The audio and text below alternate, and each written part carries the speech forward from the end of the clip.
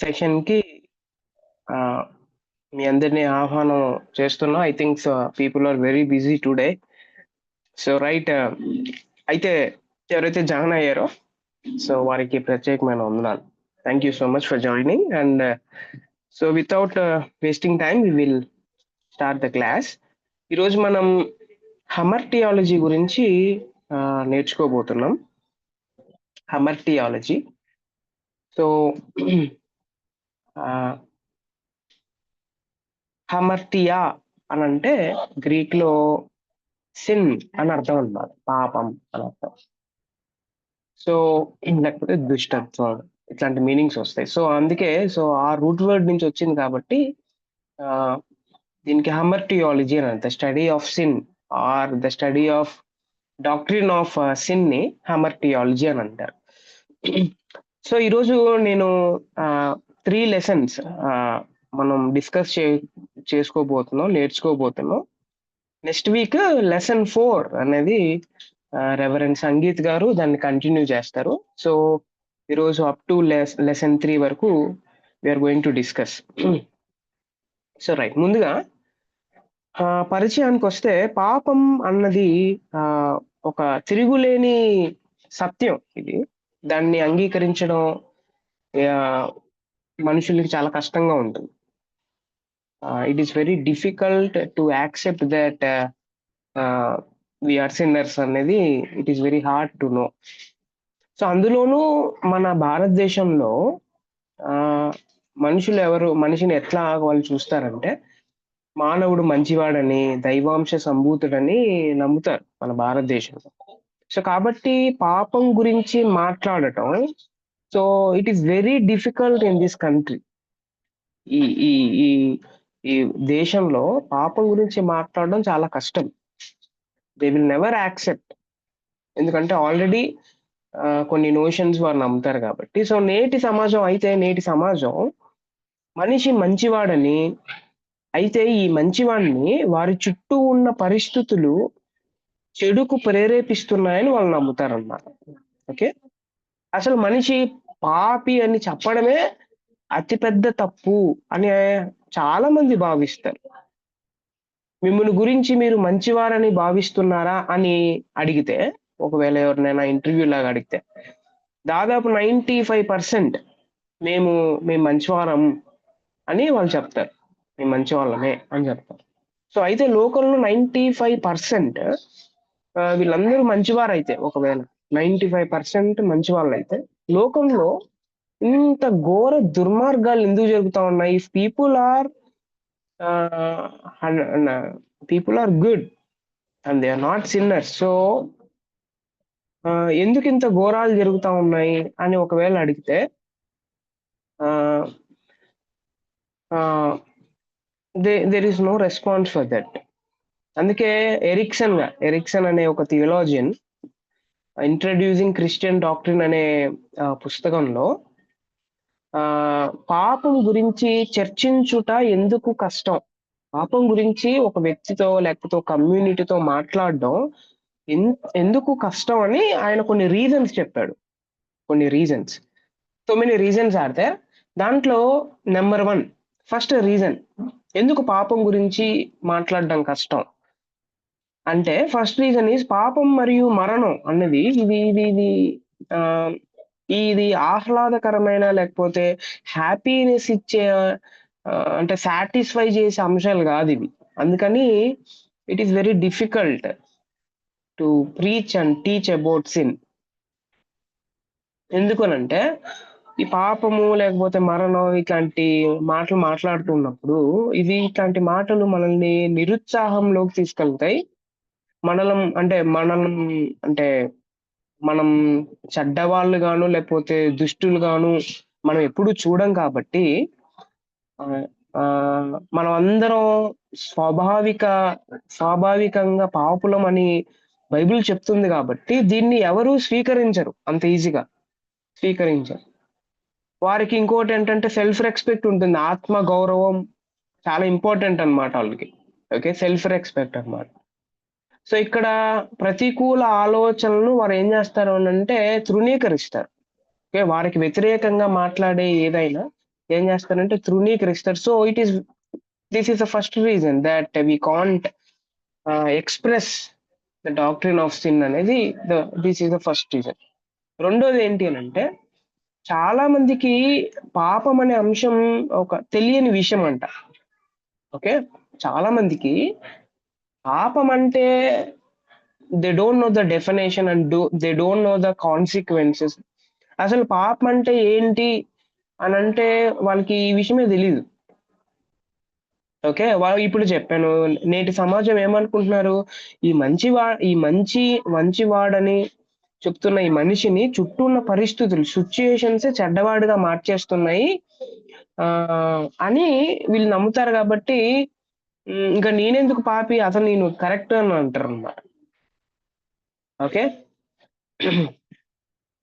Third reason is, చాలా మంది ప్రజలు పాపము అనే విషయాన్ని గురించి అర్థం చేసుకోలేకపోతున్నారు.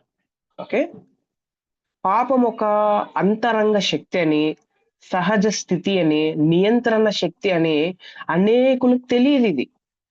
ఓకే, ఈ విషయం తెలియదు. పాపం నియంత్రిస్తుందని, ఇది స్వాభావికంగా ఉన్న స్థితి అని, ఇది నియంత్రణ చేస్తుంది మన మీద. They don't know. This is the third reason. And fourth reason ఏంటి అని అంటే, ఫోర్త్ రీజన్ ఒక ఒక ఒక ఫిలాసఫీ ఉంది, ఒక టీచింగ్. అదేంటంటే ఆధునిక ఉత్తరవాదం. ఓకే, ఆధునిక ఉత్తరవాదం అనేది ఒకటి ఉంది. సో ఈ ఆధునిక ఉత్తరవాదంలో తప్పు ఒప్పులు, మంచి చెడులు ఏవీ లేవు. ఇవి తప్పు ఒప్పులు లేవు, మంచి చెడులు ఏమి లేవు. అసలు నిర్దిష్ట సత్యాలు లేవే, నో అబ్సల్యూట్స్ ఆర్ దేర్. అది ఒక వ్యక్తి తాను తన కోణములో నుంచి చూసే విధానాన్ని బట్టి ఉంటుంది అని చెప్తారనమాట వీళ్ళు. నువ్వు మంచి చూస్తే అది మంచి, నువ్వు చెడుగా చూస్తే అది చెడు అని చెప్తారనమాట. కేవలం వ్యక్తులు, సమాజాలే మంచి చెడులను నిర్ణయిస్తాయి. సిచ్యుయేషన్స్, కమ్యూనిటీస్ ఇవే నిర్ణయిస్తాయి ఇది మంచి, ఇది చెడు అని. అందుకే పాపం గురించి లేకపోతే బైబిల్ బోధన అనేకులు తృణీకరిస్తారు. ఓకే, ఇవేంటి అని అంటే ఎరిక్సన్ చెప్పాడు ఇవన్నీ. ఓకే, ఇట్లాంటి వాదాలు లేకపోతే ఇట్లాంటి ఫిలాసఫీస్ ఉన్న రోజుల్లో మనం ఉన్నాం కాబట్టి, ప్రజలు ఆల్రెడీ వాళ్ళ మైండ్ లో పాపం అంటే, లేకపోతే కొంతమంది పాపం అంటే తెలీదు, కొంతమంది ఏమో సిచ్యుయేషన్స్ ఇట్లా చేస్తున్నాను అనుకుంటున్నారు, కొంతమందికి అసలు తెలీదు. సో ఇట్లాంటి వారి మధ్య మనం పాపం గురించి ప్రీచ్ చేయాలంటే, లేకపోతే పాపం గురించి ఏదైనా చెప్పాలంటే, గాస్పుల్ ప్రీచ్ చేయాలనంటే ఇట్ ఈస్ వెరీ డిఫికల్ట్. చాలా కష్టం అనే విషయం మనం అర్థం చేసుకోవాలి. అందుకే we have to work hard. మనం చాలా కష్టపడాలి. దేవుడు మనకు సహాయం చేయకోకుండా మన జ్ఞానంతో మనం టీచ్ చేయడానికి, లేకపోతే మన జ్ఞానంతో మనం టీచ్ చేయడానికి ట్రై చేస్తే ఆర్గ్యుమెంట్స్ వస్తాయి, కానీ పశ్చాత్తాపం రాదు అనే విషయం మనం అర్థం చేసుకోవాలి. అందుకే దేవుడి సహాయం చాలా అవసరం. సో నా యాజ్ ఎ క్రిస్టియన్స్ అంటే దేవుడి గురించి నేర్చుకునే వాళ్ళంగా, అమర్తియాలజీ గురించి మనం నేర్చుకోవాలంటే, అసలు పాపం అంటే ఏంటి, what is the definition of sin అనే క్వశ్చన్ అడిగితే, so we have so many explanations ఉన్నాయి. Will see that. So Westminster అనే క్లుప్త ప్రశ్నోత్తరి పాపాన్ని ఇలాగా నిర్వచించింది. The definition of sin.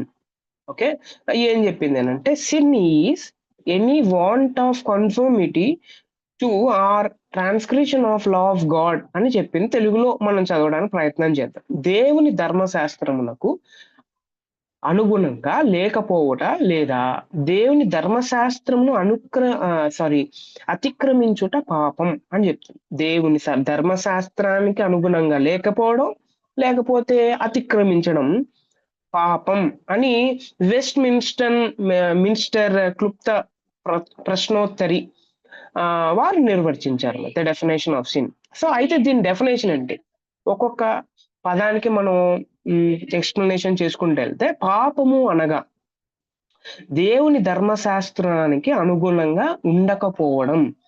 పాపం అనగా దేవుని ధర్మశాస్త్రాన్ని అతిక్రమించుట. సో ఇప్పుడు అనుగుణంగా ఉండకపోవుట అంటే అర్థం ఏంటి? అనుగుణంగా ఉండకపోవడం. ఒక పని చెప్తే దానికి వ్యతిరేకంగా ఉండడం. ఓకే. ఇదేంటంటే ఆహ్, ఒక వ్యక్తి ఏదైనా పని జెప్పాడు. దానికి నెగెటివ్‌గా okay. This is a negative expression అన్నమాట. దేవుడు ఒక పని జెప్పాడు. ఓకే. దేవుడు ధర్మశాస్త్రంలో ఒక పని జెప్పాడు అనంటే దానికి అలా ఉండకోకుండా వేరేలాగా ఉండటం అన్నమాట. Negative expression. ఇంకోటి దాంట్లో లింక్ చేశాడు ఆ వ్యక్తి ఏంటి అనంటే అతిక్రమించుట అనే పదాన్ని కూడా ఆయన పెట్టాడన్నమాట. అతిక్రమించుట అంటే ఏంటి? It defines about works. క్రియాశీల లేదా సానుకూల పదం అన్నమాట. ఇదేంటి అనంటే పనికి సంబంధించిన పైందేమో నెగెటివ్ ఎక్స్‌ప్రెషన్ అయితే రెండోదేమో క్రియకు సంబంధించిన విషయం అన్నమాట. ఓకే. క్రియకు సంబంధించిన విషయం. పైన negative expression it starts within our heart లోపల నుంచి. ఒక పని చెప్తే నేనేం చేసేది నీకు అని లోపల నుంచి వచ్చే ఎక్స్‌ప్రెషన్ ఏమైతే ఉందో అనుగుణంగా లేకపోవడం. రెండోదేంటో ఆ లోపల నుంచి వచ్చిన నెగెటివ్ ఎక్స్‌ప్రెషన్ నేను క్రియల ద్వారా నేను చేస్తాను. అదేంటి అనంటే అతిక్రమించుట అనే విషయాన్ని మనం అర్థం చేసుకోవాలి. సో, అందుకే గ్రీకు భాషలో అతిక్రమం అన్న మాటకు పారాబాసిస్ అని అంటారనమాట. సో, పారాబాసిస్ అని అంటారు. ఫర్ ఎగ్జాంపుల్ దేవుడు ఒక విషయాన్ని చెప్పాడు.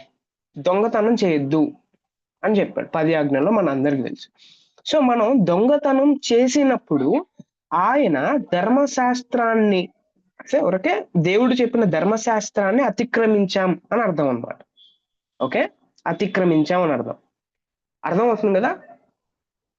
సో, దీంట్లో ఒకవేళ మనం ఇంకా డెప్త్‌గా వెళ్ళడానికి ప్రయత్నం చేస్తే, దేవుని ప్రమాణాలు ఏమైతే ఉన్నాయో, ప్రిన్సిపల్స్ ఏమైతే ఉన్నాయో, దేవుని ప్రమాణాలకు అనుగుణంగా ఉండకపోవటం పాపం. దీనిని గ్రీకు భాషలో హమర్టియా అని అంటారు. ఇప్పుడే చెప్పాను స్టార్టింగ్‌లోనే ఇంట్రడక్షన్‌లో. హమర్టియా అంటారు. సో, దీని వర్డ్ మీనింగ్ ఎక్కడి నుంచి రూట్ వర్డ్ గురించి మనం ఆలోచన చేస్తే, సో, ఈ రూట్ వర్డ్ గురించి ఆలోచన చేస్తే ఈ మాట ఎందుకు ఉపయోగిస్తారంటే విలువిద్య రంగంలో ఆర్చరీలో సో, విలువిద్య రంగంలో నుండి వచ్చిందని మనం చెప్పొచ్చు. ఒకడు తన బాణాన్ని గురి మీదికి ప్రయోగించినప్పుడు ఓకే.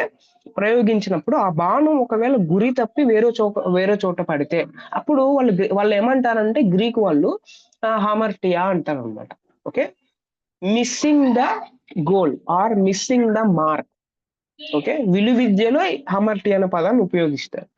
సో, గురి తప్పుట అనేది దీని ప్రధాన మీనింగ్ అన్నమాట. ప్రధాన అర్థం. సో, బైబిల్‌లో దేవుని నీతి ప్రమాణాల విషయంలో okay. The righteousness of God and principles of God ఆ విషయంలో గురి తప్పితే వాటి ప్రకారం చెయ్యలేకపోతే then it is defined as హమర్టియా. దాన్ని పాపం అని నిర్వచించారు.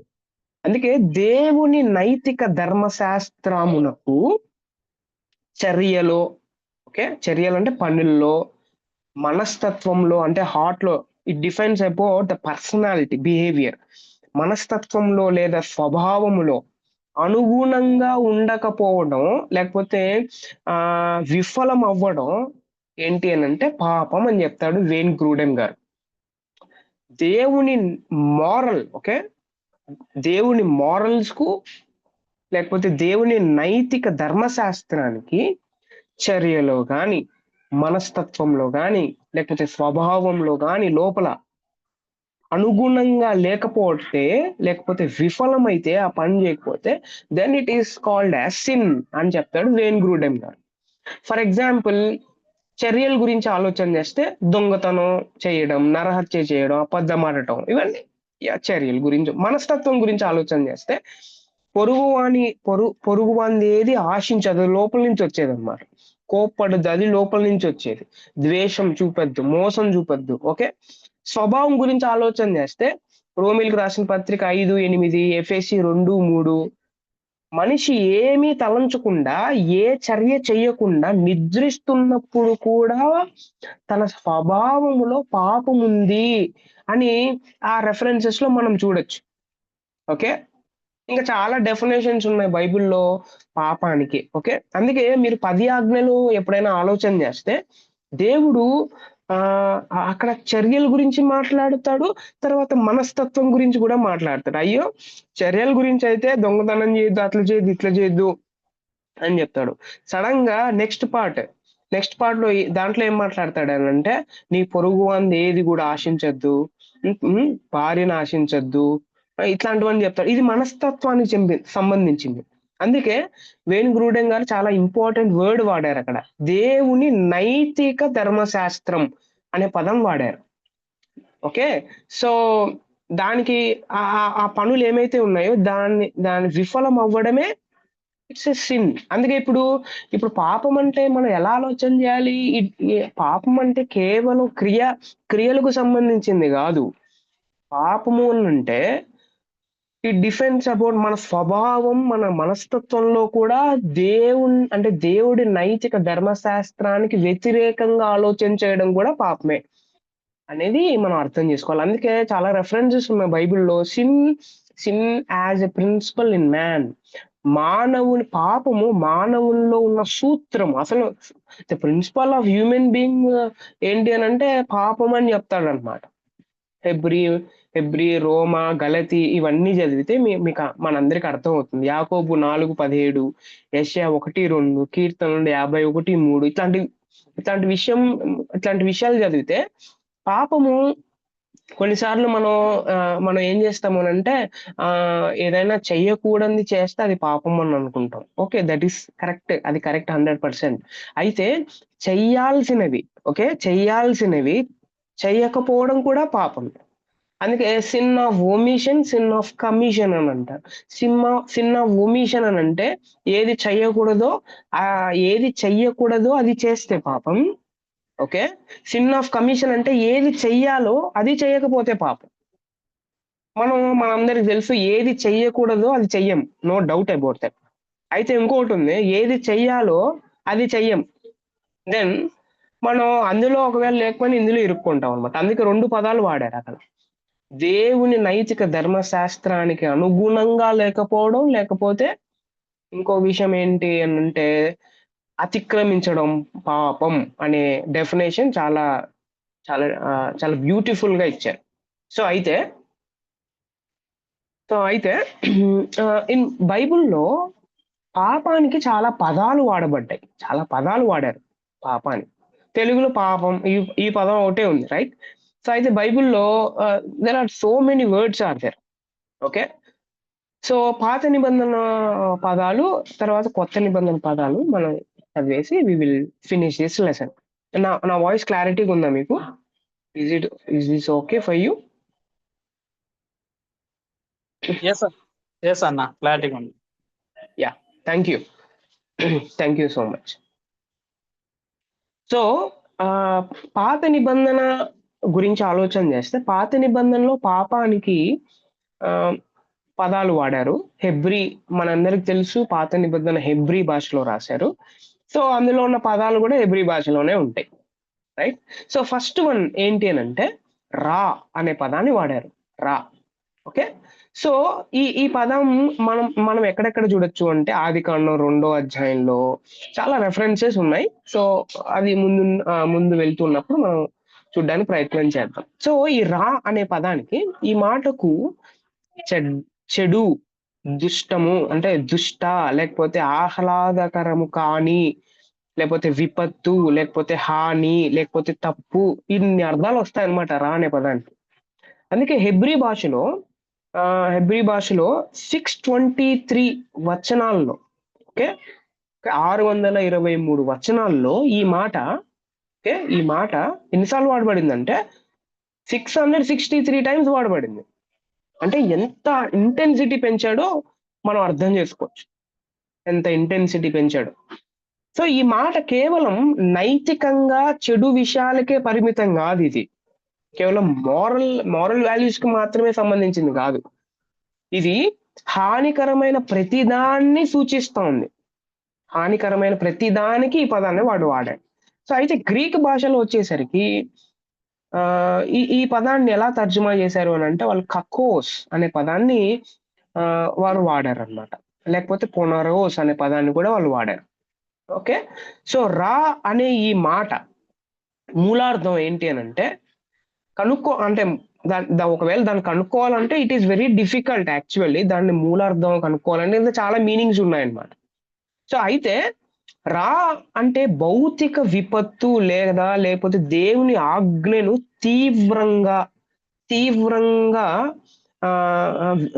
చేయకపోవడం, ఓకే, లేకపోతే ఉల్లంఘించడం అని మనం చెప్పొచ్చు. దేవుని ఆజ్ఞను తీవ్రంగా, మామూలుగా తీవ్రంగా దాని వ్యతిరేకంగా ఉండడం, దాన్ని రా అనే పదాన్ని వాళ్ళు వాడారు. అందుకే రా అనే హెబ్రీ మాటలో దుష్ట క్రియలు, శ్రమ, దుర్దశ, లేకపోతే బాధ, కీడు, దుఃఖము, ఆపత్తు, బాధ, సో ఇట్లాంటి పదాలు చాలా రెఫరెన్సెస్ ఇచ్చాను మీరు. Calamity, distress, adversity, grief, affliction, sorrow, misery, trouble, తర్వాత రిచిడ్నెస్, ఇట్లాంటి పదాలు వాడారు. సో వీటన్నిటికి అర్థం ఏంటి అని అంటే ఎక్కడి నుంచి రూట్ వర్డ్ వచ్చింది? రా అనే రూట్ వర్డ్ వచ్చింది అనమాట. సో చాలా రెఫరెన్సెస్ ఉన్నాయి. మీరు నోట్స్ కూడా నేను పంపించాను. మీరు ఒకసారి చూసినట్టయితే మీ అందరికీ. అందుకే నైతికంగా సరికాంది ఏదైతే ఉందో, హానికరంగా ఉందో దాన్ని రా అని అంటారు అన్నమాట. అందుకే దుష్టుడు తనకు తాను హాని చేసుకోవడంతో పాటు తనతోటి వారికి కూడా హాని చేస్తాడు. రా మంచిని మరియు దేవునికి ప్రీతికరమైన దాన్ని నాశనం చేస్తుంది. ఈ ఏదైతే ఉందో రాని డిఫైన్ చేసాం మనం, అది నాశనం చేసేది అది అనేది మనం గుర్తుపెట్టుకోవాలి. This the first word used. రెండోది ఏంటంటే రష అనే పదాన్ని ఉపయోగించారు. సో ఈ మాట బబులోను, మనందరికీ తెలుసు కదా, బబులోను చెరకు ముందు, అంటే వారు నెబుకద్నెజరు దగ్గరికి వెళ్ళక ముందు, చెరకు ముందు చాలా అరుదుగా యూజ్ చేసేవాళ్ళు ఈ వర్డ్ ని. వాళ్ళు తరచుగా ఈ పదం మనందరి కీర్తనల గ్రంథం, తర్వాత ఎహెజ్కేలు మరియు జ్ఞాన సాహిత్యాలు ఉన్నాయి కదా. జ్ఞాన సాహిత్యాలు ఏంటి, ఎవరైనా చెప్పగలరా? జ్ఞాన సాహిత్యాలు మన ఇంటర్ప్రిటేషన్స్ లో విన్నాం. జ్ఞాన సాహిత్యాలు అంటే విజ్డమ్ లిటరేచర్స్. జ్ఞాన సాహిత్యాలు ఎనీబడి? సామెతలు, ప్రసంగి, పరమగీతం. ఎస్, ఇవన్నీ wisdom literatures. Yes, correct brother, thank you. So ఈ గ్రంథాల్లో ఏ పదం ఉపయోగించారు? రా అనే పదాన్ని ఉపయోగించలే. ఏ పదాన్ని ఉపయోగించారంటే రష అనే పదాన్ని ఉపయోగించారు. సో ఈ రష అనే పదానికి అరామిక్ భాషలో కూడా అర్థం ఉందన్నమాట. ఓకే, అరామిక్ భాషలో దీన్ని ఏమంటారు అని అంటే సడలుట, లేకపోతే విడదీయుట అనే పదాన్ని వాడారు. ఓకే, సడలుట లేకపోతే విడదీయుట. కాబట్టి రష అని అంటే ఏంటి అని అంటే కీలు తప్పుట. అంటే అర్థం ఏంటి కీలు తప్పుట అంటే? మనందరికీ తెలుసు, కీలు అంటే మన జాయింట్ కదా. ఓకే, కీలు తప్పుట అని అంటే ఉండవలసిన ప్లేస్ లో ఉండకపోవడం. ఓకే, డిస్జాయింట్ లేకపోతే డిస్జాయింటెడ్, లేకపోతే ఇంకో పదాన్ని ఉపయోగిస్తారు, అదేంటి అని అంటే డిస్లొకేటెడ్. అయ్యందా ఎప్పుడైనా గేమ్స్ ఆడేటప్పుడు, స్పోర్ట్స్ ఆడేటప్పుడు డిస్లొకేట్ అయింది ఎముక అని అంటా ఉంటారు కదా. So then what will happen? Dislocate అయితే ఏమవుతుంది? సో సివియర్ పెయిన్ ఉంటుంది. ఓకే, సరికాని విధంగా నియంత్రించబడుట, ఓకే, అసాధారణం, అబ్నార్మల్, ఓకే, దుష్టత్వం, ఇట్లాంటి పదాలన్నీ వాడబడ్డాయి అన్నమాట. ఇట్లాంటి పదాలన్నీ వాడబడ్డాయి. సో యోబు, యెషయా, so many references are there. So దీనికి అర్థం చాలా అసౌకర్యం, గందరగోళం, తమకు మరియు తమ చుట్టూ వారికి ఉండే వారికి వాళ్ళు ఏం చేస్తారు అని అంటే వాళ్ళు కలుగు చేస్తారన్నమాట. సో వాళ్ళే పెయిన్ గా ఫీల్ అవ్వడం కాదు, ఓకే, వాళ్ళు ఏం చేస్తారు అని అంటే వాళ్ళ పెయిన్ అందరికి ఇస్తారు అనమాట.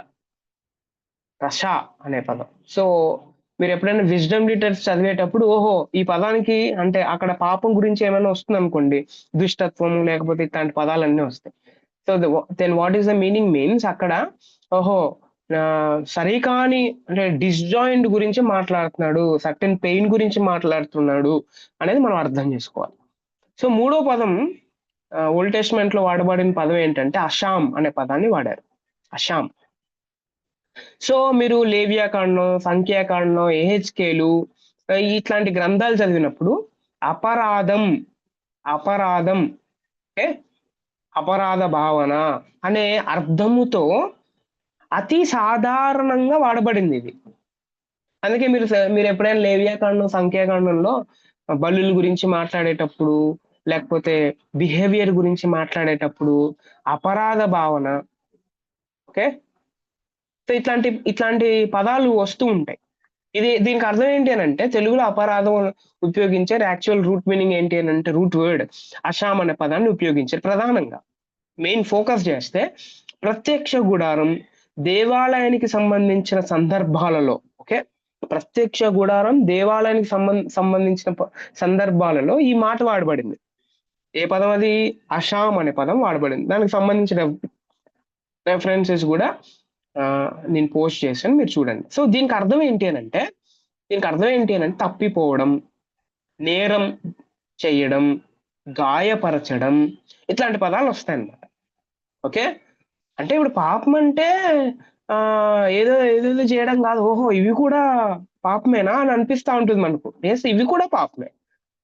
అందుకే నేను చెప్పాను, మన దృష్టిలో రైట్ అయినవి, మన దృష్టిలో కమ్యూనిటీ దృష్టిలో, సొసైటీ దృష్టిలో రైట్ అయినవి దేవుని దృష్టిలో కూడా రైట్ అయితే అని ఎప్పుడు అనుకోకూడదు. హీఈస్ హోలీ. మనం కొన్నిసార్లు మనం ఏం చేస్తా అంటాము అని అంటే సొసైటీ ఏమనుకుంటుందో, లేకపోతే వాళ్ళు ఏమనుకుంటారో, వీళ్ళు ఏమనుకుంటారో అని ఆలోచన చేసి మనం కొన్ని విషయాలు చేయడానికి ప్రయత్నం చేస్తా ఉంటాం. అది అది అది దేవుడి దృష్టిలో ఏమవుతుందని మనం ఆలోచన చెయ్యం. ఇది మనం చాలా జాగ్రత్తగా ఆలోచన చేయాలి. సో అందుకే దేవుడికి అనుగుణంగా జీవించడం చాలా కష్టమైన విషయం అనేది మనం అర్థం చేసుకోవాలి.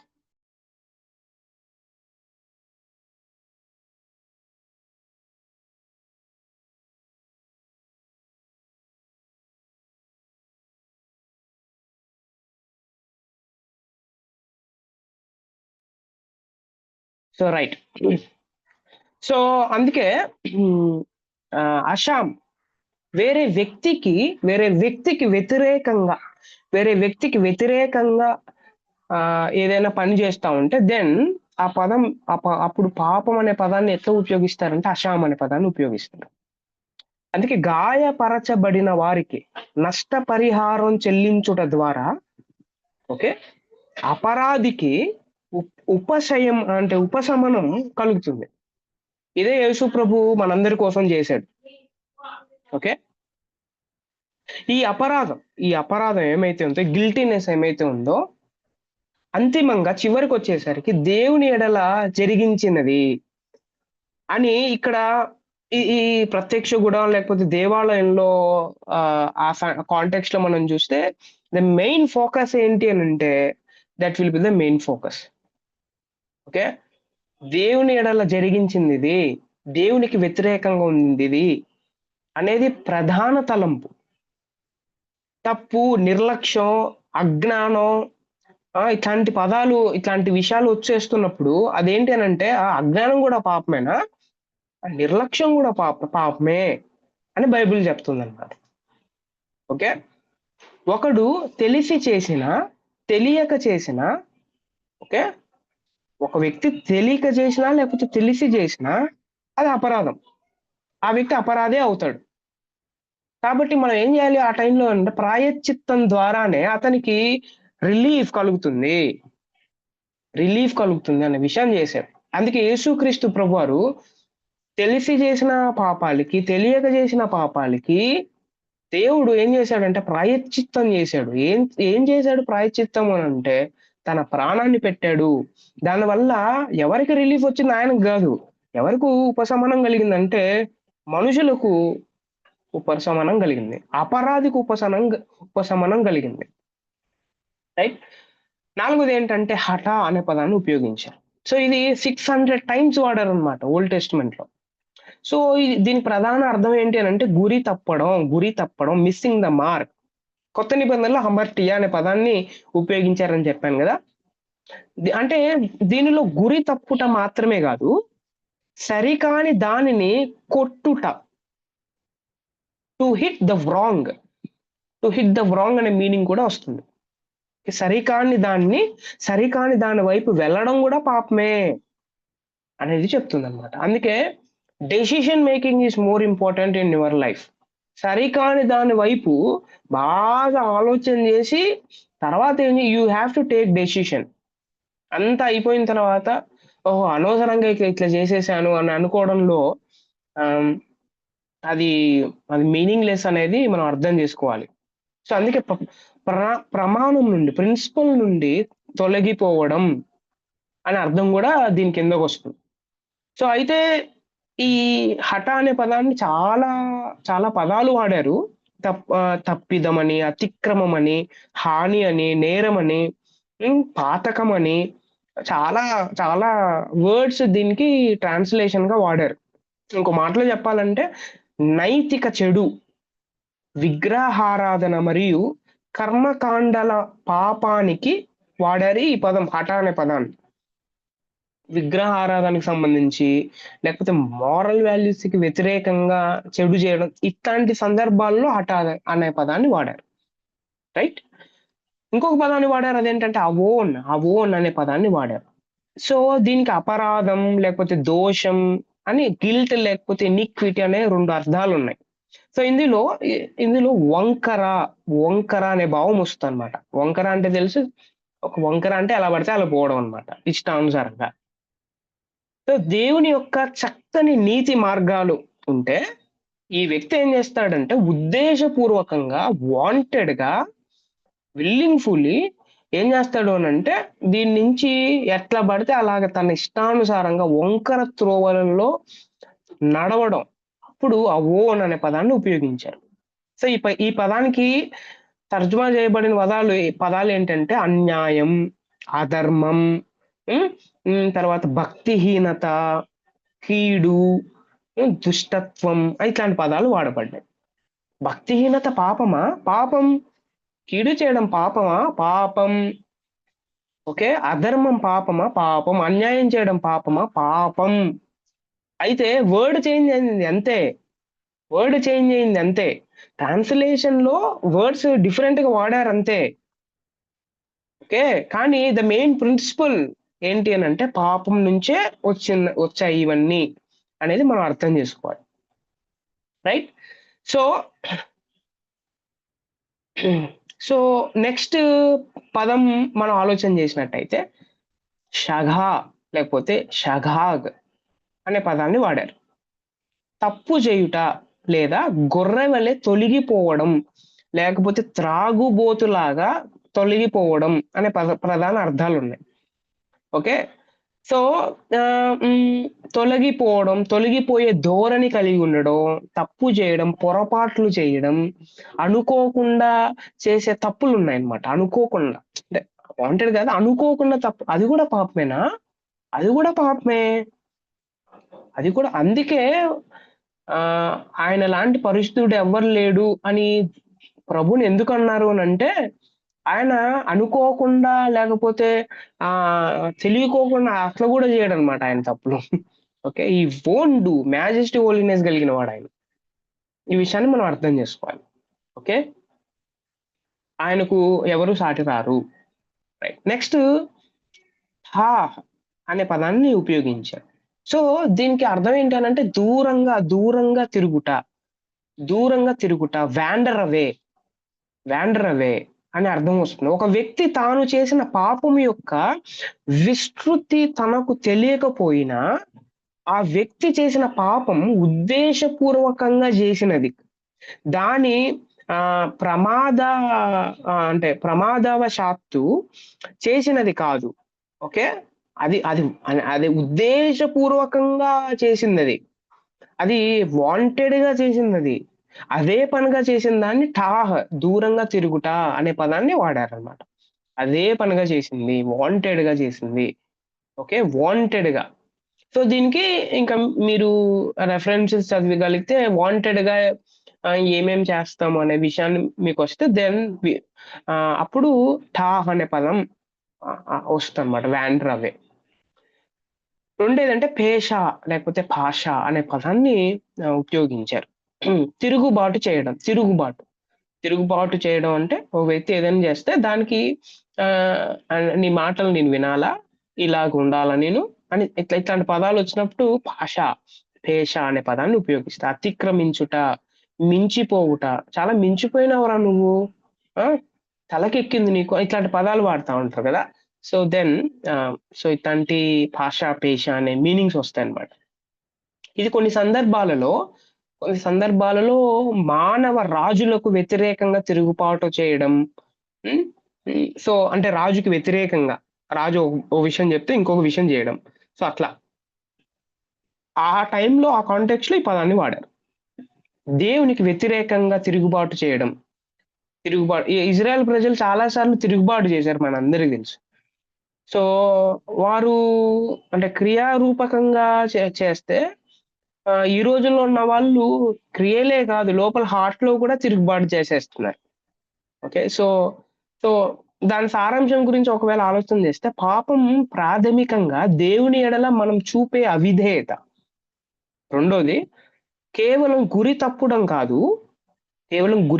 కాదు, సరికాని గురిని కొట్టడం కూడా పాపమే. అది కూడా ఉద్దేశపూర్వకంగా చేయడం కూడా పాపమే. పాపానికి అనేక కోణాలు ఉన్నాయి. అందుకే పాత నిబంధనలో పాపానికి అనేక పదాలు వాడబడ్డాయి. మన దృష్టిలో ఎట్లుంటుందంటే, పాపం అనే పదం కనబడితే అదే పాపం అని అనుకుంటాం అన్నమాట. అలా కోణాలు ఉన్నాయి, చాలా వర్డ్స్ వాడబడ్డాయి పాత నిబంధనలో. సో వాటన్నిటి గురించి ఆలోచన చేస్తూ మనం మన లైఫ్ రిఫ్లెక్ట్ చేయగలిగితే then it will be very very precious and very meaningful devotion అవుతుంది. అందుకే ఇంటర్ప్రిటేషన్ అనేది చాలా ఇంపార్టెంట్ అనేది మనం అర్థం చేసుకోవాలి. ఇంటర్ప్రిటేషన్ అనేది చాలా ఇంపార్టెంట్. రైట్, పాత నిబంధనలో చాలా పదాలు చూసాం. ఇప్పుడు కొత్త నిబంధనలో చూద్దాం. కొత్త నిబంధనలో మనందరికి తెలుసు హమర్టియా అనే పదాన్ని ఉపయోగించారు. 300 టైమ్స్ ఉపయోగించారు ఈ పదాన్ని, 300 టైమ్స్. Okay, 300 times. హఠ అనే మాటకు సాన్నిహితంగా ముడిపడి ఉందన్నమాట. సో హిబ్రూ భాషలోని హఠ, ఇప్పుడు విన్నాం కదా, హఠ అనే పదం ఉంది హిబ్రూ భాషలోని. సో హఠ అనే పాదకు అంటే ఆ మాటకు లింక్ ఏంటి అని అంటే హమర్టియా అనే విషయం మనం అర్థం చేసుకోవాలి.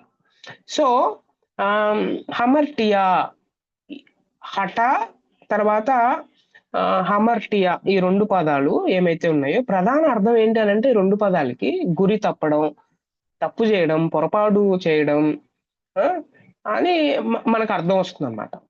సో ఇందులో కేవలం ప్రతికూల తలంపు కాదు, ఓకే, ఓన్లీ నెగిటివ్ ఎక్స్ప్రెషన్ కాదు, ఓకే, సానుకూల సరికాని దాన్ని కూడా దాని దగ్గరికి వెళ్ళడం లేకపోతే అలాగ ఆలోచన చేయడం కూడా పాపమే అంటుంది బైబిల్. అందుకే సువార్తల్లో మత్తయి, యోహాను చాలా సందర్భాలలో ఈ హమర్టియా అనే పదాన్ని ఉపయోగించారు. ఓకే, హమర్టియా అనే పదాన్ని ఉపయోగించారు. రైట్. రెండోదంటే ఇంకోటి పదాన్ని వాడారు, అదేంటి అని అంటే పొనేరియా అనే పదాన్ని ఉపయోగించారు. పొనేరియా, దీనికి దుర్మార్గత, అవినీతి, చెడు, కుళ్ళు ఇట్లాంటి అర్థాలు వస్తాయి అన్నమాట. పొనెరోస్. ఓకే, హాని చెయ్యడం, చురుకైన కోరిక అనేది దీని భావన. ఓకే, హాని చేయుటకు చురుకైన కోరిక ఉంటుంది కదా, ఎదుటివాడిని ఇట్లా చేయాలని అంటే వాళ్ళు చెయ్యమన్నమాట. మనం లోపల కోరిక పుడుతుంది అనమాట. వాడి కాళ్ళు ఎరగాల, కళ్ళు పోవాలా, వానికి రాకూడదు, ఇది ఆ ఫస్ట్ ప్రైజ్ నాకే రావాలి. హాని చేయడానికి చురుకైన కోరిక నాలో ఉండటం కూడా పాపమేనా?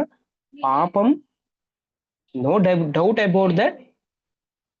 సో అలాంటి వాళ్ళని ఇతరులకు సమస్య అట్లాంటి కోరికలు ఎవరికైతే ఉంటాయో సమస్యలు తెచ్చిపడతాయి అన్నమాట.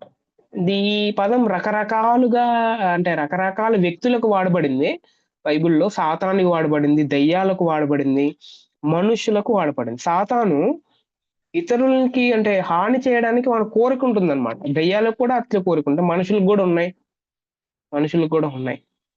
సో మనం మనం అర్థం చేసుకోవాలి. సో నెక్స్ట్ ఇంకొక పదం, మూడో పదం కొత్త నిబంధనలో ఏం వాడబడింది? కకోస్ అనే పదం వాడబడింది.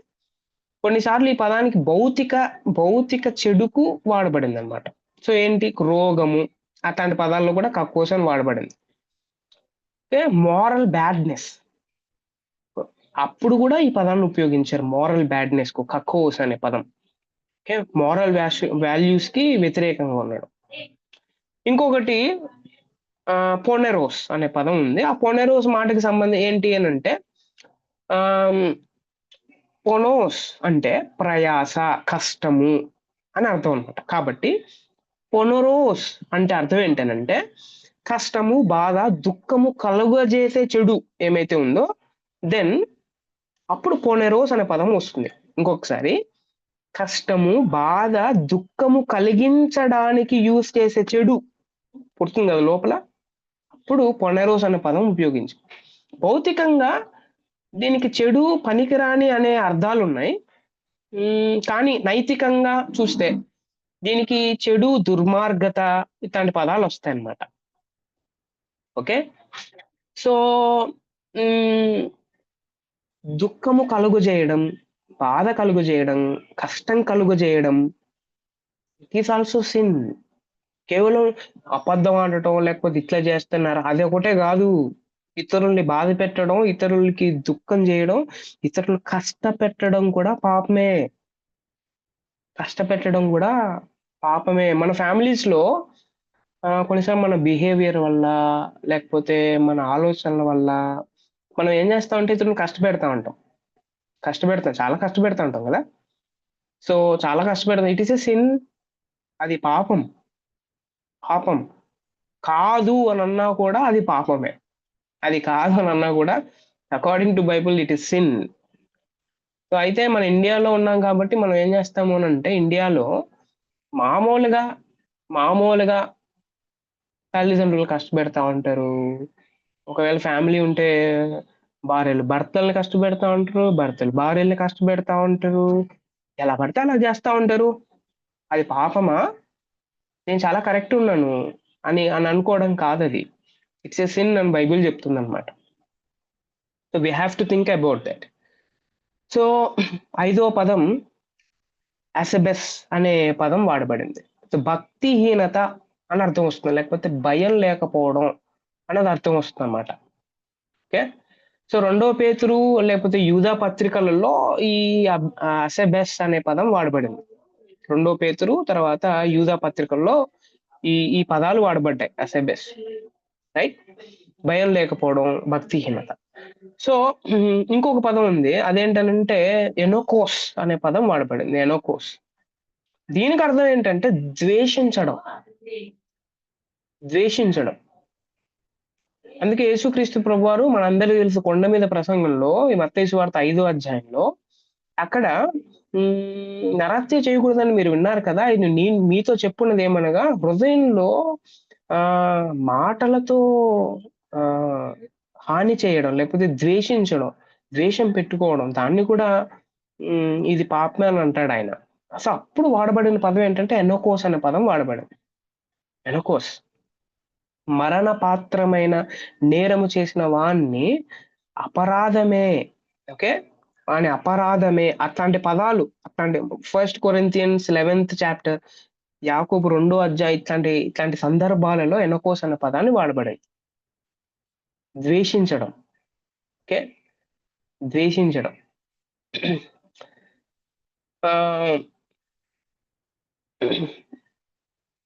ఇంకో మాటలో చెప్పాలంటే దీనికి ఒక చిన్న ఎక్స్ప్లెనేషన్ చెప్పుకోవాలంటే, పాపులు ఎవరైతే ఉన్నారో దేవుని న్యాయమును రద్దు చేసినప్పుడు, ఓకే, దేవుడి న్యాయం జరక్కోకుండా రద్దు చేసినప్పుడు వాళ్ళు ఎవరంటే వాళ్ళు అపరాధులు. వాళ్ళు అపరాధులు. ఓకే. ఇంకొకసారి, దేవుడి న్యాయం ఆల్రెడీ ఉంది.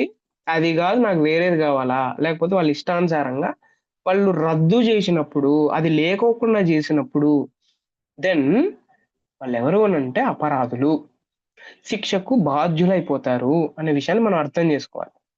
దేవుడి న్యాయం చాలా విషయాల్లో ఉంది. ఫర్ ఎగ్జాంపుల్ దేవుడు దేవుడు ఒక సిస్టాన్ని పెట్టాడనమాట. సో ఒక సిస్టమ్ ఉంది. సో ఏంటి ఆ సిస్టము అని ఒకవేళ ఆలోచన చేస్తే, ఎకాలజీ, ఎన్వైరన్మెంట్, దేవుడు సృష్టిలో ఒక సిస్టాన్ని పెట్టాడు. సో దానికి వ్యతిరేకంగా రద్దు చేసేసి మన ఇష్టానుసారంగా పొల్యూషన్ ని పెంచడం, లేకపోతే సో చాలా రకాలుగా పొల్యూషన్ జరుగుతూ ఉంటాయి. సో అది కూడా పాపం, అది కూడా పాపమే. అందుకే మనం ఆలోచన చేయాలి అంటే, దేవుడి న్యాయాన్ని జరిగించడానికి మనం ప్రయత్నం చేయాలి. దేవుడి న్యాయాన్ని జరిగించడానికి ప్రయత్నం చేయాలి. సో ఇవన్నీ చాలా సెన్సిటివ్గా ఆలోచన చేసేవి. సో ఇవి మనసు పెట్టి మనం ఆలోచన చేసినప్పుడు సో నీతిగా, లేకపోతే దేవునికి అనుగుణంగా జీవించడం ఎంత కష్టమో మనకు అర్థం అవుతుంది. అంత ఈజీ కాదు. Right, let us go to another word, అడికియా. సో ఇదేంటంటే అవినీతి అనే ప్రస్తావన వచ్చినప్పుడు అడికియా అనే పదం వస్తుంది. అవినీతి. సో పౌలు, లేకపోతే లూకా గారు రాసిన గ్రంథాలలో అడికియా అనే పదాన్ని ఎక్కువ ఉపయోగించారు వాళ్ళు, పౌలు గారు తర్వాత లూకా గారు. ఎందుకు వాళ్ళు ఉపయోగించారు? పౌలు గారు ఒక పొలిటికల్ ఫిగర్, ఆయన. లూకా గారు కూడా ఆయన డాక్టర్, ఓకే, అండ్ హిస్టోరియన్ ఆయన.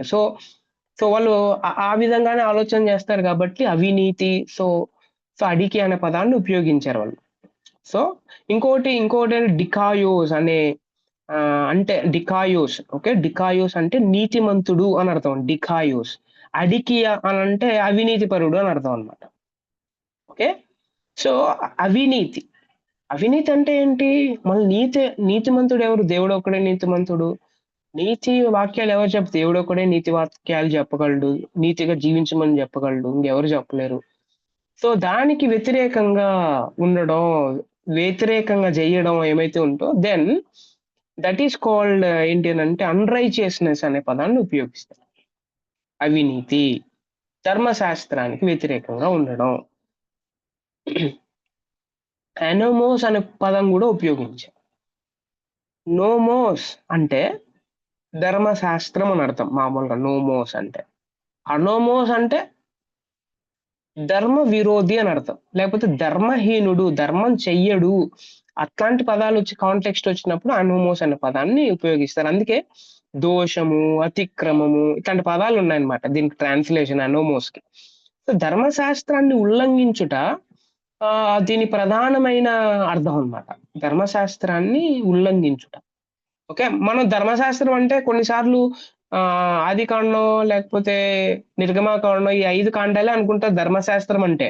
కొత్త నిబంధనలో రచయితలు కొన్నిసార్లు 5 కాండాలని ధర్మశాస్త్రం అన్నారు, కొన్నిసార్లు కీర్తనల గ్రంథాన్ని ధర్మశాస్త్రం అన్నారు, కొన్నిసార్లు ప్రవక్తల గ్రంథాన్ని ధర్మశాస్త్రం. వాళ్ళ కాంటెక్స్ట్ ప్రకారం వాళ్ళు ఏం చేశారు అంటే, కొన్నిసార్లు ధర్మశాస్త్రం చాలా మీనింగ్స్ ఉంటాయన్నమాట. ఓకే. సో అది ఇంటర్ప్రిటేషన్ లో ధర్మశాస్త్రం గురించి నేర్చుకునేటప్పుడు మనం నేర్చుకున్నాం. ధర్మశాస్త్రం అంటే కేవలం 5 కాండాలు, మిగతావన్నీ ధర్మశాస్త్రం కాదు అని అనుకోద్దామండి. రచయిత ప్రకారం ధర్మశాస్త్రం అంటే ఏంటో సో వారి సైడ్ నుంచి, వారి లెన్స్ లో నుంచి మనం చూడడానికి ప్రయత్నం చేయాలి. సో అందుకే యూదులైన అన్యులైన ధర్మశాస్త్రాన్ని ఉల్లంఘించడం, దాన్ని అనుగుణంగా చేయకపోవడం ఏమైతే ఉందో, దెన్ అనోమోస్ అనే పదాన్ని ఉపయోగించారు. దాని రెఫరెన్సెస్ 2 థెసలోనికన్స్, తర్వాత 2 పేతురు, 1 తిమోతి, సో చాలా విషయాలు ఉన్నాయన్నమాట. సో ఇట్లాంటి వారికి మళ్ళీ ఏంటి, వాట్ ఈస్ ద రిజల్ట్ అంటే శిక్ష ఖచ్చితంగా. రోమా 2:12 ప్రకారం నెక్స్ట్ పదం ఏంటి అంటే 9వ పదం పారాబాసిస్ అనే పదం వాడబడింది. పారాబాసిస్ అంటే అతిక్రమము అని అర్థం. ఖచ్చితంగా ఆజ్ఞను అతిక్రమించడం. పొరపాటున కాదు, ఖచ్చితంగా వాంటెడ్ గా విల్లింగ్ఫుల్లీ అతిక్రమించడం ఏమైతే ఉందో అప్పుడు ఏంటి పారాబాసిస్ అనే పదాన్ని ఉపయోగించారు.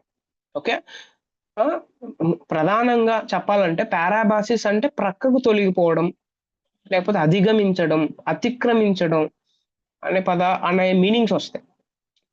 గాస్పల్స్ లో లేకపోతే పాలైన్ ఎపిజల్స్ లో మీరు చూస్తే ధర్మశాస్త్రాన్ని అతిక్రమించినప్పుడు, దేవుని నైతిక ధర్మశాస్త్రానికి అతిక్రమించినప్పుడు అది దేవుని ఉగ్రతను రేపుతుంది అని మనం చూడొచ్చు.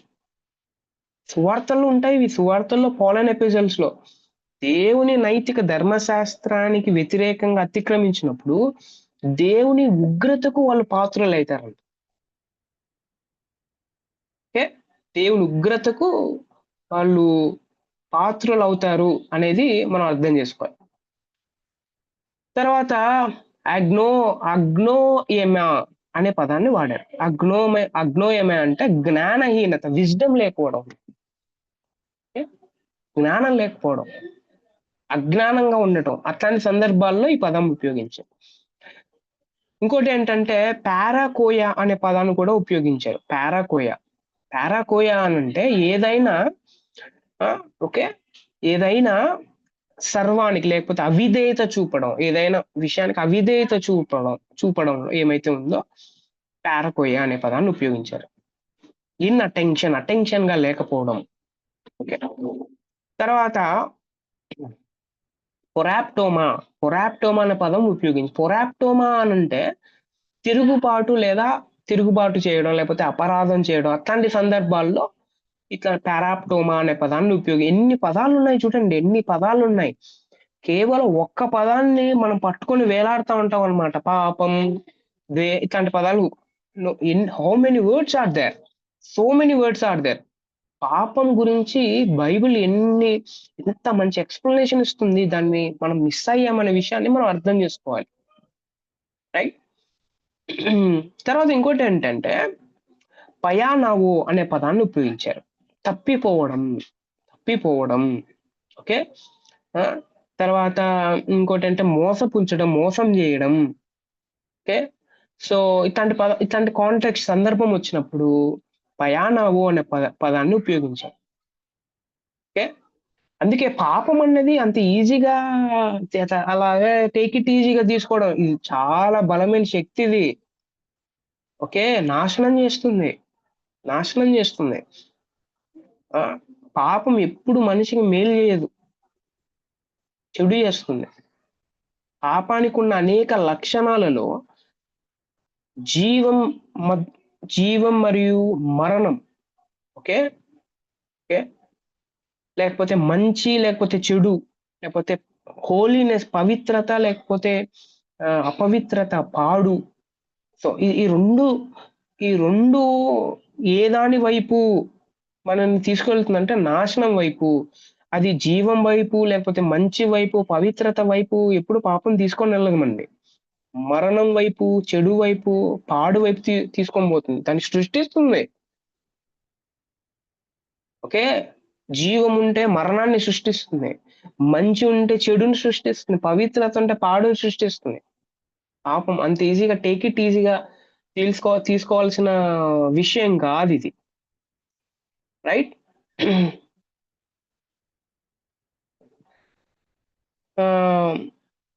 అందుకే దేవుడి యొక్క కృప లేకపోతే పాపులు నిజంగా శవాలు నడిచినట్టే. పాపం ఎల్లప్పుడూ స్పష్టమైన ప్రమాణానికి వ్యతిరేకంగా ఉంటుంది. చెడు అనేక రూపాలు దాల్చుతుంది. పాపం చేయడంలో మానవుడు తెలియక చేయడం కాదు, ఇది దానికి బాధ్యుడే ఈ మనిషి అనేది మనం అర్థం చేసుకోవాలి. సో అయితే చివరిగా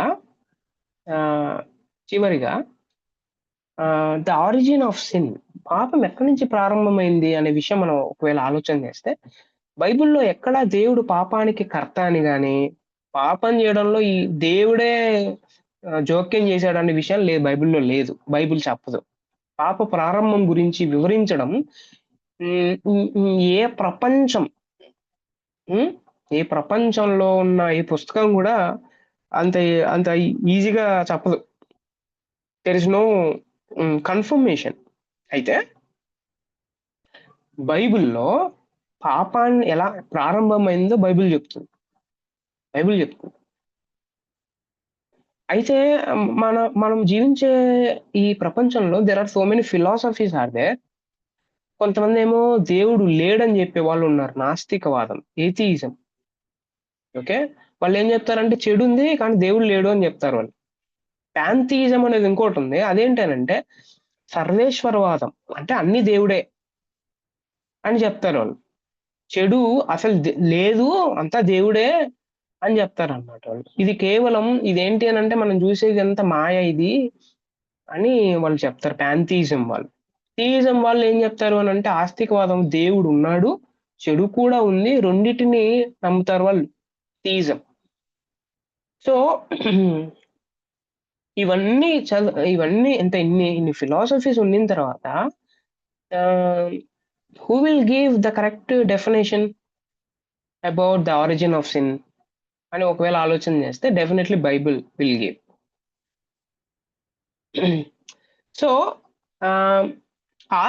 మనం అందరం దేవుడు ఉన్నాడు అని నమ్మే వాళ్ళం కాబట్టి ఆస్తికవాదం యొక్క ప్రాథమిక వాస్తవాలు ఏంటి అని అంటే, ఇంపార్టెంట్ ఫ్యాక్ట్స్ ఏంటంటే, గాడ్ కెనాట్ ప్రొడ్యూస్ సిన్ అనేది మన అందరికి అర్థం. దేవుడు పాపాన్ని ఉత్పత్తి చెయ్యలేడు అనేది మనకు అర్థమవుతుంది. మన దేవుడు పరిపూర్ణుడు, ఆయన పరిపూర్ణ లోపము లేనివాడు కాబట్టి లోపభూయిష్టమైన పని చేయడు. ఆయన చేసిన సృష్టి అంతా మంచిది, చాలా మంచిది. రెండోది ఏంటి అని అంటే, important facts, God cannot promote sin. First God cannot produce sin, రెండోది ప్రమోట్ సిన్. సో దేవుడు పాపాన్ని అభివృద్ధి చేయలేడు. ఆయన ఫస్ట్ది ఉత్పత్తి చేయలేడు, రెండోది అభివృద్ధి చేయలేడు. ఈ కాంట్ డెవలప్. దేవుడు పరిశుద్ధుడు, పాపము చేయుటకు ఎవరిని ప్రేరేపించడు ఆయన. ఓకే, ఆయన ప్రేరేపించాడు, ఆయన అవసరమైతే తప్పిస్తాడు. మూడోది ఏంటంటే, దేవుడు పాపాన్ని అనుమతించడు. గాడ్ కెన్ దేవుడు పాపాన్ని అనుమతించగలడు. God can permit sin. దేవుడు పాపాన్ని అనుమతించగలగటమే గాక దాన్ని ఏమంటారంటే అనుమతిస్తాడు కూడాను. దానికి అర్థం ఏంటంటే, పాపం జరిగించుటకు అనుమతించుటలో చాలా వ్యత్యాసం ఉంది. ఓకే, అందుకే దేవుడు మానవుని యొక్క విల్కు, మానవుని యొక్క స్వభావానికి వ్యతిరేకంగా ఆయన ఏ పని చెయ్యడనమాట. So it is our willingness పాపం చేయడం అనేది. అందుకే మానవుడు ఉద్దేశపూర్వకంగా పాపం చేశాడు. నాలుగోది, దేవుడు పాపాన్ని అనుమతించుట ద్వారా ఓకే మరింత ఎక్కువ మంచిని ఉత్పత్తి చేయగలడు ఆయన. మనం ఏం చేస్తామంటే, ఇదేంటిది, మనం కొన్నిసార్లు పిచ్చి డౌట్లు ఒకవేళ ఆదాము పాపం చేయకోకుండా ఆపేయచ్చు కదా దేవుడు అని కొన్ని ప్రశ్నలు అడుగుతూ ఉంటాం అన్నమాట. దేవుడు ఆదాము యొక్క స్వభావం ఏమైతే ఉందో, ఆదాము స్వభావానికి, ఇండిపెండెన్స్ కి ఆయన వ్యతిరేకంగా ఇట్ ఈస్ హిస్ డిజైర్ అన్నమాట. ఆదాము యొక్క డిజైర్ అది. దేవుడు ఏం చేశాడు అని అంటే తన ఫ్రీడమ్ కి అడ్డుపడలేదు. కానీ దేవుడు ఏం చేశాడు, అంత పాపం ఉన్నా సరే దేవుడు ఇంకా ఎక్కువ మంచిని ఉత్పత్తి చేయగలడు. ఓకే, అందుకే బైబిల్ గ్రంథంలో ఓర్పు, శీలము లేకపోతే ఇట్లాంటి పదాలు వాడబడ్డాయి అన్నమాట. ఓకే, దీనికి వ్యతిరేకమైన పదాలు. రైట్. సో అయితే పాత నిబంధనలో లేకపోతే కొత్త నిబంధనలో, లేకపోతే పాపం ఎలా స్టార్ట్ అయింది అని ఒకవేళ ఆలోచన చేస్తే 2 విధాలుగా. ఒకటి సాతానులో, తర్వాత మానవునిలో. సాతానులో పాపం ఎలా ప్రారంభమైంది అనంటే, దేవుడు దూతలకు అంటే దూతలను సృష్టించాడాయన. సృష్టించి వారికి స్వేచ్ఛనిచ్చాడు. అంటే ఫ్రీ విల్‌నిచ్చాడు. పాప ప్రారంభం స్వేచ్ఛ సంకల్పంలో ఉందన్నమాట. స్వేచ్ఛ. ఒక ఫ్రీ విల్ ఇచ్చాడు. సో, ఎంపిక చేసుకునే సామర్థ్యం ఏమైతే ఉందో దేవుడు వాళ్ళకిచ్చాడు. ఎంపిక చేసుకునే. ఏది రైట్, ఏది రాంగ్ అని ఎంపిక చేసుకుని. అది మంచిదే, రైట్. That is right 100%. అయితే విచారం ఏమంటే, దేవదూతల్లో కొందరు ఈ స్వేచ్ఛను దుర్వినియోగం చేసుకొని వాళ్ళేం చేశారు అనంటే, దేవునికి వ్యతిరేకంగా ఉన్నారు. అందులో ప్రధానుడు ఎవరంటే సాతాను. దేవుడు అతన్ని సృష్టించినప్పుడు అతడు లోపం లేనివాడు, మంచివాడు మరియు పరిశుద్ధత కలిగివాడు. అయితే సమయంలో విశ్వము సృష్టింపబడక పూర్వం తాను గర్వించి తన స్థితిలో తృప్తి చెందక దేవునితో సమానత్వం కోరాడన్నమాట. మనందరికీ తెలుసు ఆ రెఫరెన్సెస్. దేవుడు తన సృష్టిని తనతో సమానం చేసుకోలేడు కాబట్టి, మరియు చేసుకోనకూడదు కాబట్టి, వాడు ఏమైపోయాడు అనంటే, వాడు శాపగ్రస్తుడు అయి పతనమైపోయాడు. వానితో పాటు దేవదూతలతో వాడికి సపోర్ట్ చేసిన వాళ్ళందరూ ఎవరైతే ఉన్నారో మూడో వంతు అంతా పతనమైపోయేసి వాళ్ళు పాతాళానికి త్రొక్కబడ్డారు. మనందరికి మొదటి తిమోతి, యెషయా, యెహెజ్కేలు అక్కడ ఏంజిలియాలజీలో మనం వచ్చినప్పుడు నెక్స్ట్ క్లాసెస్ ఏంజిలియాలజీ మీద ఉంటుంది. అప్పుడు మనందరికి అర్థమవుతుంది. సో, అలా ప్రారంభమైంది సాతానులో పాపం. రెండోది ఏంటి అనంటే, మనందరికి తెలిసి ఏంటి పాపం అంటే ఏంటి అనంటే, వీడు చెడిపోవడమే కాకోకుండా తన చుట్టూ ఉన్న వాళ్ళని కూడా చెడగొడతాడు. పాపం అది చేస్తుంది. ఒకనిలో పాపం ఉందంటే తాను పాడైపోవడం కాదు, తన చుట్టూ ఉన్న వాళ్ళని కూడా పాడు చేసేస్తుంది. దట్ ఈస్ ఏంటంటే that is the nature of sin. మానవుల్లో పాప ప్రారంభం ఎలా స్టార్ట్ అయింది? పరలోకం నుండి పడద్రోయబడిన సాతాను నూతనంగా సృష్టింపబడిన ఆదాము, హవ్వ ఏదైనా తోటలో ఉంటే, సో అక్కడికొచ్చి హవ్వను మోసపుచ్చాడు. ఆమె దేవునికి వ్యతిరేకంగా తిరుగుబాటు చేసింది. దేవుడు నిషేధించిన మంచి చెడుల వివేకమునిచ్చు చెట్టు ఫలాన్ని తినేటట్టు ప్రేరేపించి పాపములో పడిపోయేటట్టు చేశాడన్నమాట. అందుకే ఆదామునే ఇంకోటి ఏంటి అనంటే, ఆ హవ్వ తాను తినడం కాకుండా ఆదాముకు కూడా ప్రేరేపణ చేసింది కాబట్టి ఆదామునే ప్రధాన బాధ్యుడిగా దేవుడు చూశాడు. What you are doing when your wife is eating this. ఈ విధంగా పాపము మానవ లోకములో ప్రారంభించబడింది. అలా ఎంటర్ అయింది. అయితే దేవుడు ప్రణాళిక రూపకర్త కాబట్టి, సో అయినప్పటికీ ఇట్లాంటి తప్పు చేసినప్పటికీ సాతాను గాని మానవుల్ని గాని ప్రారంభములో తాము ఎవరైతే పాపం చేశారో వారు చేసిన పాపానికి దేవుడు బాధ్యుడు కాడు. ఎవరు చేశాడు? సాతాను, తర్వాత ఆడాం. ఫ్రీడమ్ దాన్ని ఉపయోగించుకోలేకపోయారు.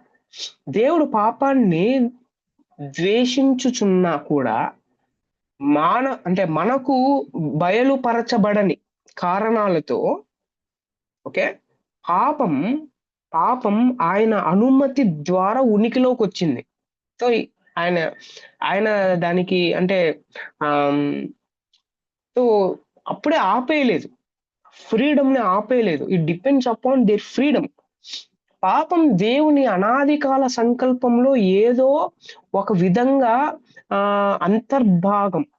అంతర్భాగం. అలా కాకపోతే దేవుడు సార్వభౌముడు ఎలా అవుతాడు అనే క్వశ్చన్ వస్తుందన్నమాట. ఫ్రీడమ్‌కి ఒకవేళ అప్పుడే దేవుడు పాపాన్ని ఆపేసింటే చేయకోకుండా, అప్పుడు మనిషి స్వేచ్ఛాపరుడు కాదు. మనిషి ఒక రోబోట్. మనిషికి ఆలోచనలు చేసేది లేదు. So he can't think. దాన్ని దుర్వినియోగం చేసుకున్నాడన్నమాట. అందుకే దేవుడు మనందరికి ఇచ్చిన గిఫ్ట్ ఏంటి అని అంటే freedom. It is our choice to to అంటే టు సపోర్ట్, లేకపోతే దానికి సపోర్ట్ చేయాలా సపోర్ట్ చేయకూడదా అనేది ఇట్ ఈస్ అవర్ డిజైర్. అయినా కూడా ఆయన పాపానికి కర్తగాడు, ఆయన పాపం చెయ్యడు. ఒకవేళ దేవుడు పాపాన్ని ప్రోత్సహిస్తే దేవుడు పరిశుద్ధుడు ఎలా అవుతాడు? పరిశుద్ధుడు కాడు కదా. అందుకే ఆయన యేసు ప్రభుగా ఈ లోకానికి వచ్చాడు అనే విషయం మనం అర్థం చేసుకోవాలి. Okay, so